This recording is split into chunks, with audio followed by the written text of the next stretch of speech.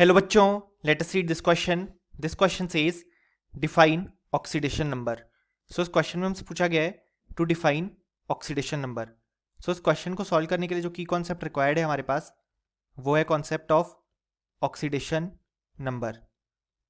अब यहाँ पे हमारे पास जो ऑक्सीडेशन नंबर होता है of an atom in a molecule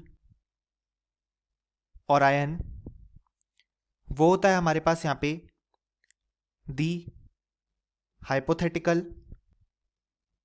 और real charge present on an atom due to electronegativity difference. यानी कि बेसिकली हाइपोथेटिकल या रियल चार्ज जो कि एटम पे प्रेजेंट होता है ड्यू टू इलेक्ट्रोनेगेटिविटी डिफरेंस, उसे ही हम ऑक्सीडेशन नंबर बोलते हैं. अब यहाँ पे रियल चार्ज का सेंस हमारे पास जब हम आयोनिक कंपाउंड की बात करते हैं तब हमें पता पड़ जाता है. जैसे फॉर एग्जांपल हम यहाँ पे लेते हैं NaOH जो कि हमारे पास एक आयोनिक कंपाउंड है. सो ये यहाँ पे अपने आयंस में डिसोसिएट हो जाता है Na+ और OH- में. सो यहाँ पे हम देख सकते हैं कि यहाँ पे सोडियम का जो ऑक्सीडेशन नंबर है वो यहाँ पे आ रहा है +1. और हम ये जानते भी हैं कि सोडियम हमारे पास ग्रुप 1 एलिमेंट है, तो वो यहाँ पे हमेशा +1 ऑक्सीडेशन स्टेट शो करता है क्योंकि यहाँ पे एक इलेक्ट्रॉन लूज करके नोबेल गैस कन्फिग्रेशन अचीव कर लेता है.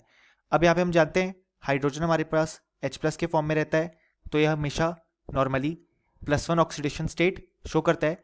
तो इसके अकॉर्डिंग हम ऑक्सीजन का ऑक्सीडेशन स्टेट X अज्यूम कर लेते हैं. सो हम लिख सकते हैं कि X +1 इज इक्वल टू -1 क्योंकि नेट चार्ज है -1.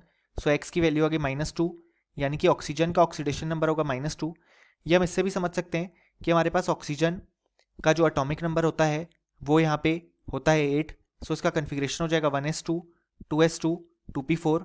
सो यहाँ पे हम जानते हैं कि ये 2 इलेक्ट्रॉन एक्सेप्ट करके नोबेल गैस कन्फिग्रेशन अचीव करता है, तो इसका जो आयन फॉर्म होता है उस पर चार्ज होता है 2- और यही इसका ऑक्सीडेशन नंबर भी आया -2. सो ये तो हो गया आयोनिक कंपाउंड जिसमें यहाँ पे रियल चार्ज से हम समझ पाए. लेकिन हमारे पास कुछ ऐसे कंपाउंड्स भी होते हैं जो कि आयन में डिसोसिएट नहीं होते. जैसे यहाँ पे होते हैं हमारे पास कोवेलेंट कंपाउंड, जिसका एग्जांपल हम ले लेते हैं CH4. सो यहाँ पे हाइड्रोजन अपना नॉर्मल ऑक्सीडेशन स्टेट +1 शो करेगा, कार्बन का हम X अज्यूम कर लेते हैं. अब यहाँ पे हाइड्रोजन कम इलेक्ट्रोनेगेटिव है इसलिए उसका +1 ऑक्सीडेशन स्टेट यहाँ पे आया. अब यहाँ पे हम लिख सकते हैं X +1 × 4 इज इक्वल टू 0.